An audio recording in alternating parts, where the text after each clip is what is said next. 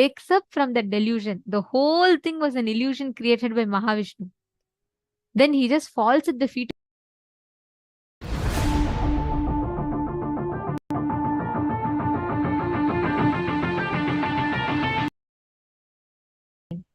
We all come for a purpose.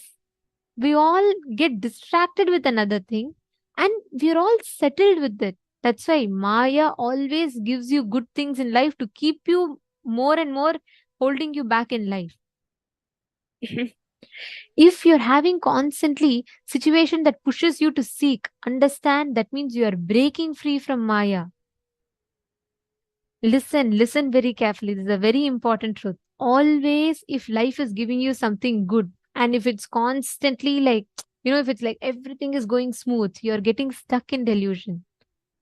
There's something called soft suffering, which you set like an alarm clock for you, which will ring again and again and again to bring you back to the space of completion. All soft sufferings are happening to pull you out of delusion. Like the story beautifully happens, right? That flood is where he wakes up. That is why Swamiji tells the master is a Simha Swapna. Have you all had nightmares? Experienced nightmares? What happens in a nightmare? You wake up, right? If it's a sweet dream, what happens? You enjoy the dream. You want more and more of that dream, correct? Imagine where you're dreaming and, you're enjoying, you're having your luxurious life. You have so many cars, big buildings, whatever you want, you're getting in your life. You're dreaming. Your dream is so sweet and happy. Will you wake up from that dream? No. In fact, even if after you wake up, you'll try cherishing the dream inside you. All good things life gives you, very comfortable, cozy, everything. It puts you in delusion. But imagine nightmare, what happens? When you wake up from a nightmare, what happens? You can't handle a nightmare. You just immediately you get up. That is how master is a dream that happens in your Maya. He's also a Maya that happens in your Maya to wake you up out of Maya. He is a Simha Swapna. He is a nightmare that happens in a positive sense. He is a nightmare that happens to wake you up from your deep slumber. Okay, there are many nice questions that are coming up. We're going to take a few minutes and answer those questions. I see Ma Ananda Mahapurna asking, I don't want to demonstrate. I would like to understand where the Maya begins and ends. When I ask to have wealth, is this Maya? Understand, first and foremost thing, wealth itself is not wrong. Understand? Wealth itself is not wrong. The context from which you approach wealth is important. You're asking, the question has multiple things. You're asking, where does this Maya begin and where does it end? This is a question you need to ask yourself to find out the answer for you as to why this Maya at all? Why is this delusion there at all? Where it begins, where it ends, is more like, see, do you ever remember the starting of your dream or the ending of your dream? Do you ever remember? You remember the middle part, but none of us ever remember how the dream started. You're suddenly somewhere in some place. You don't know how it started. And when you wake up, you don't know how exactly you woke up. Am I right? Now, this Maya does not have an exact starting and an exact end point. It's just a delusion. When you're driving in a hot road or going in the desert, you see a mirage that looks like water towards the end of the road. You see there's like, a mirage that just looks like as if there is water over there. And you think that there is water. And when you see the water, there is nothing like, oh, from this point till this point, it is there. No. It just appears as if it is there, but it is not there. Ya ma iti maya. Ya ma iti maya. So now, You need to understand this clearly. The question you need to instead ask is to yourself as to why did I fall into this delusion? There are tons of ways that Sanatana Hindu Dharma gives, where Swamiji has revealed to us about how to break free from Maya, starting from, for example, Ishavasya Upanishad, the very first Upanishad. Take that for instance. It gives you various techniques within that one Upanishad itself. Just it has 18 shlokas. In each verse, it gives you different techniques. The first verse starts at saying, cognize that everything is consciousness. Everything is Ishavasyam midagum sarvam yatkincha jagatyan jagat tena tyaktena bunjita makrita kasya svidhanam. It very clearly gives you a clear technique also along with it saying cognize that everything that exists is consciousness, even your consciousness. Everything. And it says, understand how change is established on change. Next, if you take even in that last verse, it talks about how everything, just cognizing everything as like, just ashes. Just nothing is existing. And how that itself can be a technique for you to achieve this enlightenment. Like this, every single Upanishad, verses of various shlokas gives you unique techniques to approach the same. Kena Upanishad. Kene shetam padati preshitam manaha kena prana pratama praiti yuktaha. It asks very clearly, what is the source of this? It's not even who am I, it's by whom am I. So like the best way though to really get rid of your delusions is decide to break free from the Maya matrix. Use the powerful cognition Swamiji gives. Take that as your power. Every time use the powerful cognition to be inside of you and use that to handle any situation. And you would see that by and by you'll become like, oh my God, this is so clear. Oh, this was where I was stuck. This is what I was thinking all this while. And now suddenly you see, how many of you here already started cognizing that 14 lokas exist? There is not just this one plane. Even when you're alone, just with yourself, there's no one else around you. Even in that most secret space where only you are there with you, even there, deep in one corner of you, there is 14 lokas that is existing. It's not just this planet Earth or just this galaxy that we know of. There is more that's existing. How many of you have this inside of you? You feel like it's like a casual thought current. Or same way, when from young age, let's say you were brought up with the idea that there's only one birth existing. But now after meeting Swamiji, you're seeing automatically the very cognition inside you has changed. And you're like, even the conversation you have with yourself, or the thinking process is like, it's not just this one birth. It's birth and death, the cycle exists. How many of you have like this? Understand, in all those areas, your delusion has been busted and you're already upgraded by becoming more and more in tune with reality. Are you understanding? Just sit and go on cherishing more and more of these powerful cognitions and cherish them in your inner space.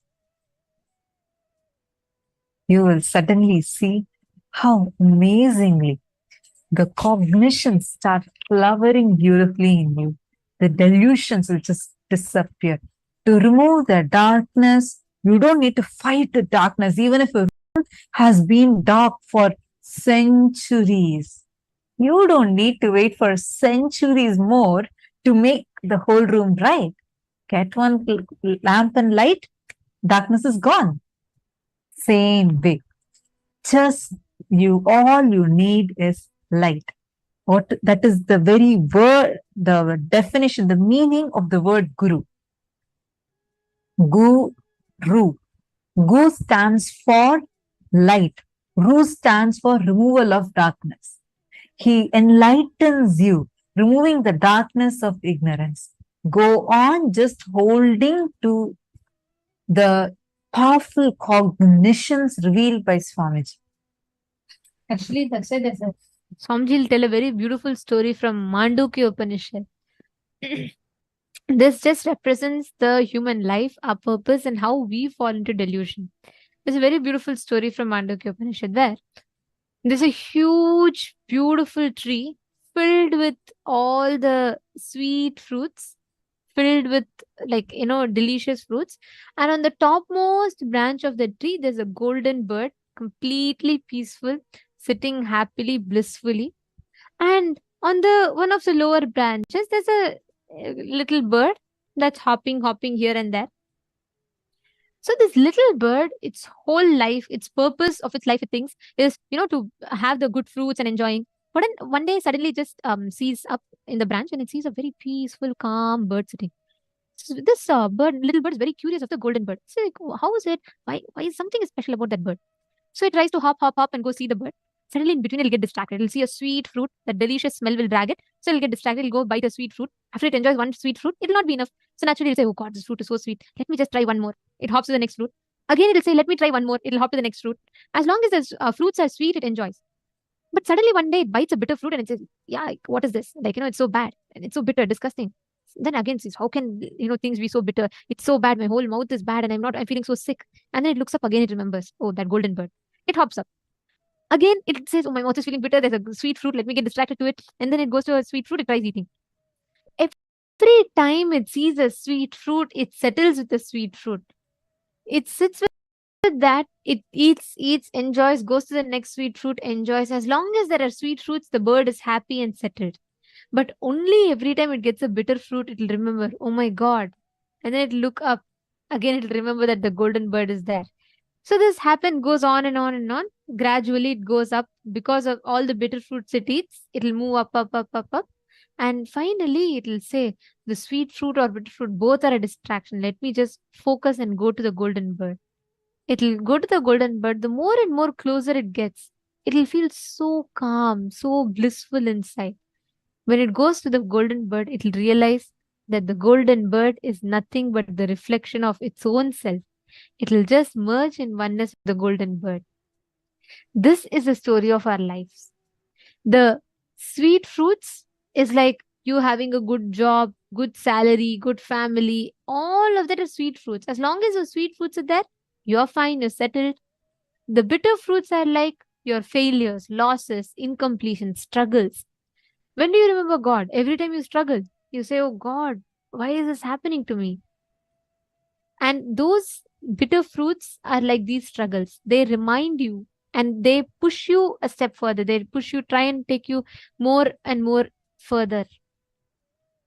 That is how life happens. This story very beautifully depicts the life, the pattern of our life.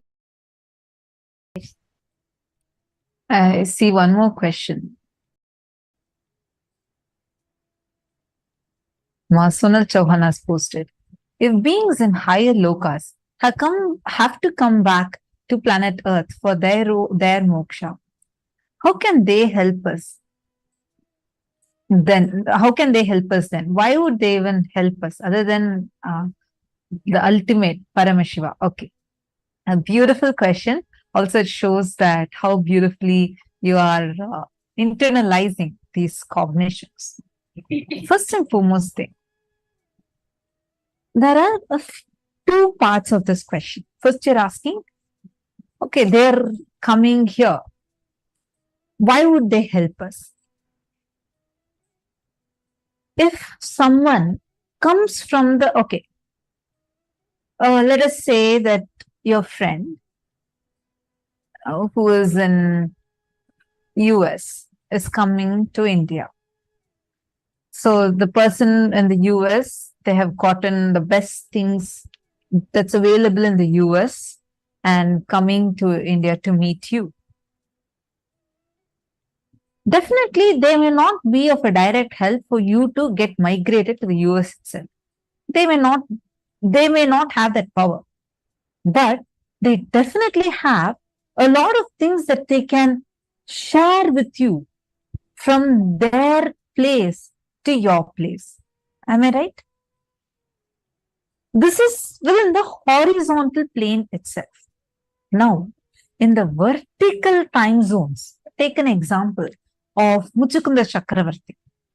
In the vertical time zone, he goes from Bhuloka all the way to Swargaloka. And he helps in the Swargaloka to win the battle, the war. And while coming back, he gets 27 gifts, 25 gifts from Swargaloka to the planet Earth. This exchange is possible. Also, the higher level beings are higher level beings. They have amazing powers.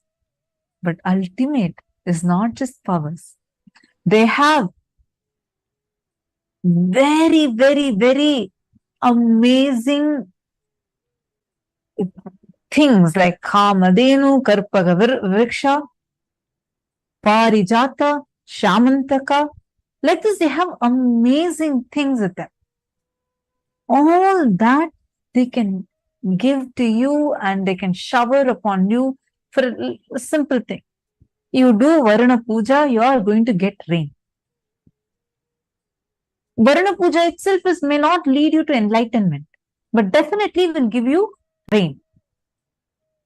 That is why in Bhagavad Gita, very beautifully, Bhagavan Krishna says, all those who perform certain rituals, they chant certain shlokas, they perform certain rituals, till that punya is there, they get like a ticket to Swargaloka. They are allowed into Swargaloka. They enjoy the Swargaloka.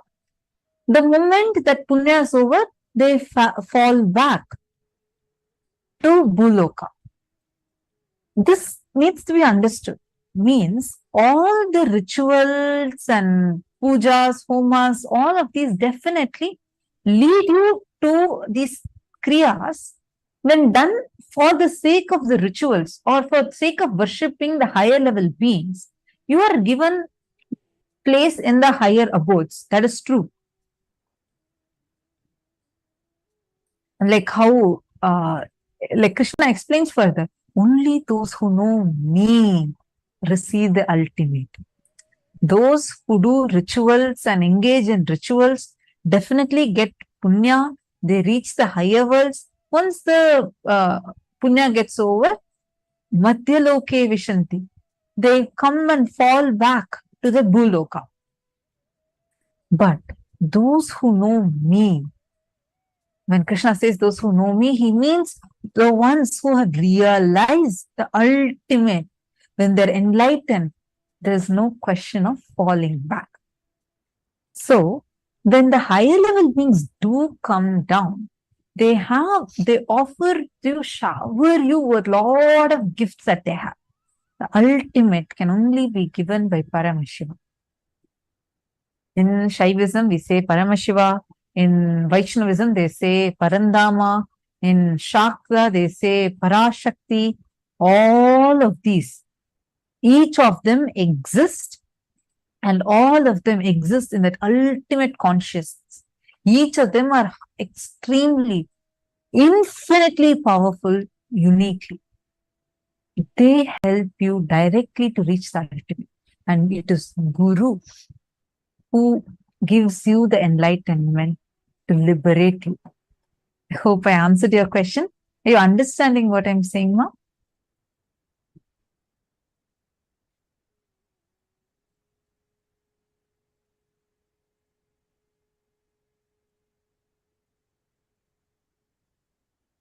Now, as each of you are here and experiencing, receiving these powerful cognitions, you all can keep typing out whatever you understand and whatever you're clicking with. And there's one more question from Lev Hem Aya. So he has posted, I have a group of people that pull me into the state of reaction. I interact because I feel there's a potential to see them outside and move peacefully. I think it is because their compulsion to keep me in this state of reaction because it fuels them. Okay, understand. Everyone in life is filled with patterns. Like how you have a certain patterns with which you react to, others also have their patterns. Each one reacts with their individual patterns. The question is not that, oh, because others are having patterns, I'm also stuck with patterns. It never works like that. The impact of it, the decision remains if you are conscious enough. When you are living, when you are consciously deciding that you are not going to engage with incompletion, when you manifest, that reality will completely change. You will actually see you will not be able to anymore get triggered. You will not be able to anymore react to what people are telling. That reaction inside you will not happen. Next time you feel you're reacting, right? Next time you feel you're getting pulled into a certain reaction, pause for a moment. Actually look in. The reaction does not start from outside, it starts from inside you. Something in you gets triggered. You just give it away. You just say, okay, you just go along with the flow. Take a pause that moment. Look in what exactly inside of you is triggered. And observe and shift that. That one breakthrough you have is powerful enough. Every time again and again you fall, you can just rest back. You will know, okay, this is the exact pattern. Let me catch myself. Let me become aware. Understanding? Any of you have any other questions?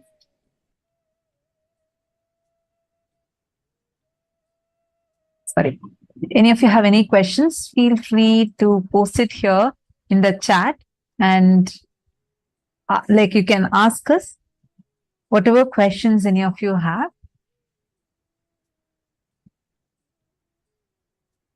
I hope all of you are understanding this, right? Sonal Chauhan, did it click with you?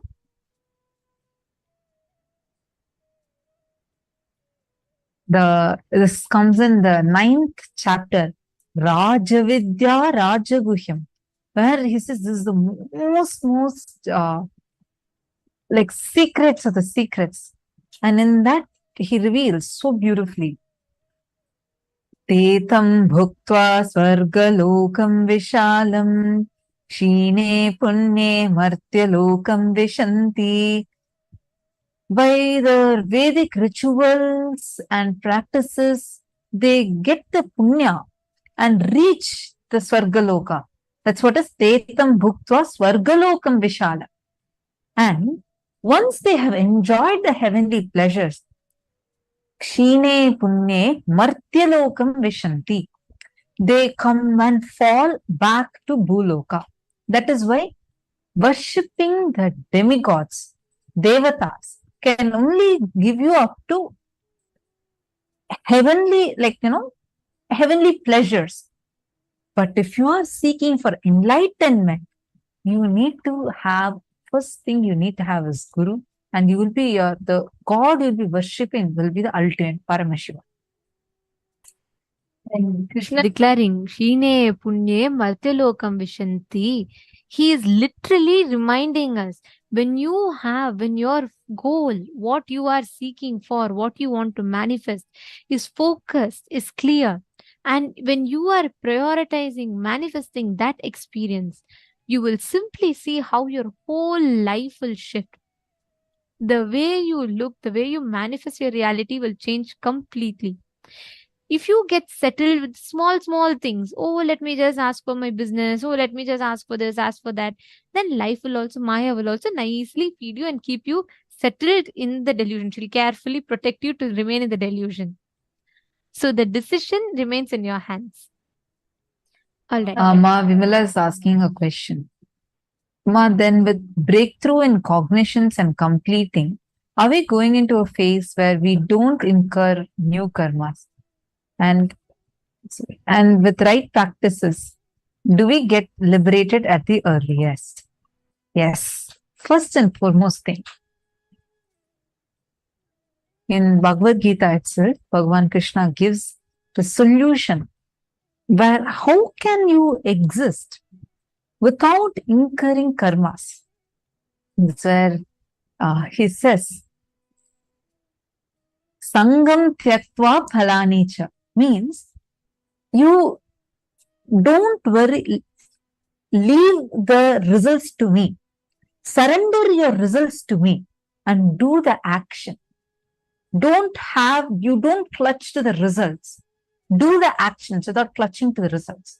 This means even the happenings of your life, whatever is happening, are you getting reactively involved into it?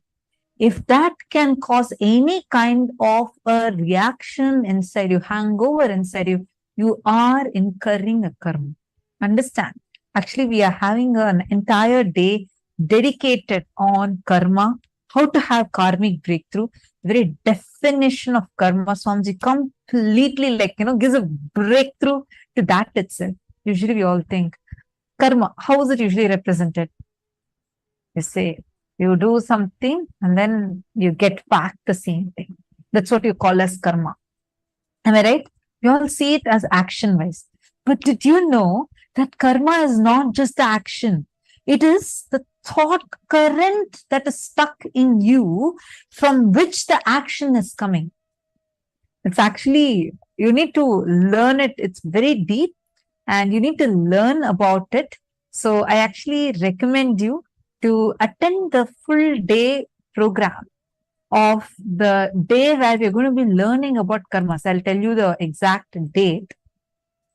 Attend that full day program that will really help you to have a complete new understanding about karma. Then you will understand every time you complete and break free from a pattern, you're walking out of that thought current. That means you're giving a breakthrough to yourself from that karma. No more that karma will even cling on to you anymore.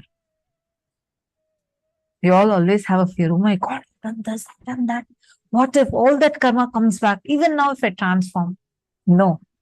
The karma coming back is only as long as you sit there. There's a image, right? A very popular clip art that we see. There's like one man pushing a brick and then the whole thing goes all the way and like a stone slab he pushes and it goes in a circle and comes and falls on him. So that's how karma is usually represented. So I hope you all are recognizing what I'm talking about, right? It's like a clip art kind of a thing. That image, actually Swamiji explains, only as long as you're sitting there, it goes around and comes back to you. But the moment you move out of it, move out of the thought current, no more that can come on you. I understand there's like too many things you're saying, so don't worry. Attend the day which is completely focused on karma. You will learn the technique of how to do actions without getting karma. In Ishavasya Upanishad, second verse, it says, Kurvan neveha karma ani jiji visheshatagum samaaha, where it says, continuously do actions and live for hundreds of years. How to do that without incurring karma? You should definitely attend the day where Swamiji is going to be giving us all breakthrough in learning about this karma, science of how karma actually is, and how to break free from that. So it's a very, very, very powerful one. I'll definitely give you the date when exactly we are going to be having about karma. Yes. I think it's on 22nd October. So the 22nd October during Navratri time, we have a special day fully dedicated on this. So definitely do attend it. That will really help you. Yes. Now let us all take a few minutes. I think it's been a long discussion, the question and answer session. Now, let us all take a few minutes. I request each of you to sit now. Please connect to a partner as I had previously explained.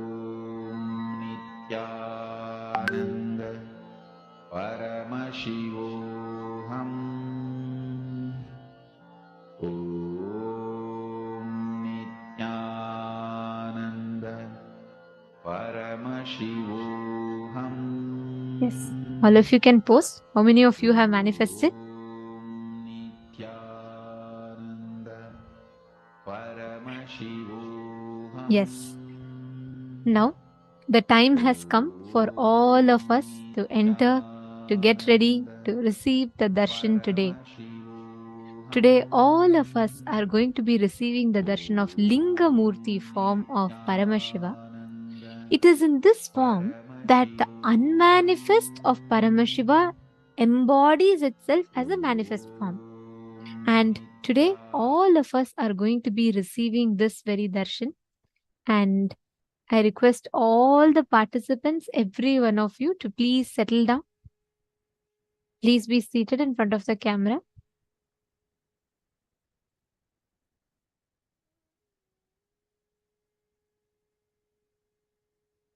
This darshan in particular represents the Paratva, the conscious supremacy of Paramashiva, where he manifests himself as the essence.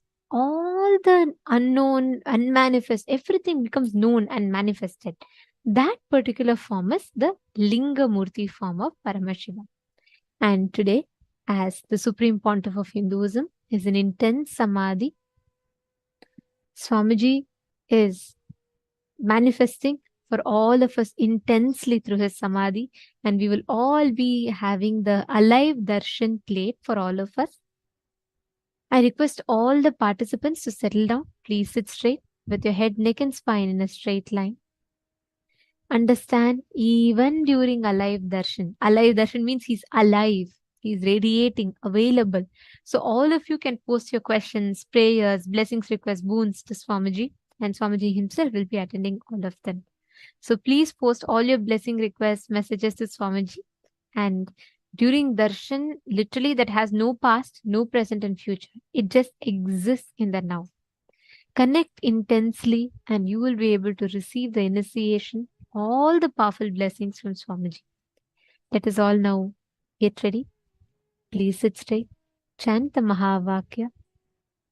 Om Nithyananda Paramashivoham.